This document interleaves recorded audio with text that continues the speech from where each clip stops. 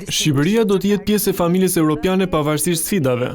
Kryeministri Rama gjatë firmosjes së marrëveshjes për financimin e bizneseve të vogla dhe të mesme me BEI-n u shpreh se vendi nuk ka një plan B përveç integrimit.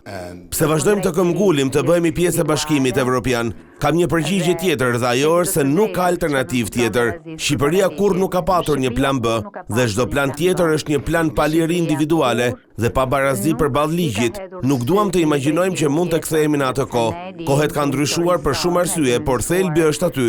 Ekziston vetëm një qytetërim ku duam të jetojmë dhe ai është Bashkimi Evropian. Liria nuk mjafton, sepse mund të kërcenohet në mungesë të sundimit të ligjit dhe duhet njohurit që si në Bashkimin Evropian askush tjetër nuk i ka.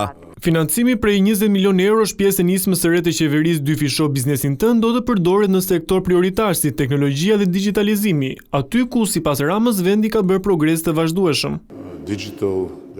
Jemi krenar që kemi bërë gjëra që kanë ndryshuar marrëdhënien mes individit dhe shtetit, duke transformuar shërbimet tona në një platformë digjitale të qeverisjes, duke u dhënë mundësi qytetarëve që 95% të shërbimeve t'i marrin online. Jemi gjithashtu krenar që kemi kryer transformimin e prokurimeve publike, që nga ekspertët e Komisionit Evropian shihet si sistemi më i mirë i prokurimit publik në Ballkanin Perëndimor, po pres me padurim të rrisim bashkëpunimin me Bankën Evropiane të Investimeve dhe siç ju informova, kemi edhe një bank të re zhvillimit të sapo themeluar. Nisma Dyfisho biznesin tënd do të jetë një linjë re financimi që do të ofrohet bizneseve shqiptare me norma të favorshme interesi, edhe pse nisma para ardhse garancia sovrane me një fond shumë herë më të madh, deri më tani nuk prodhoi rezultatin e dëshiruar.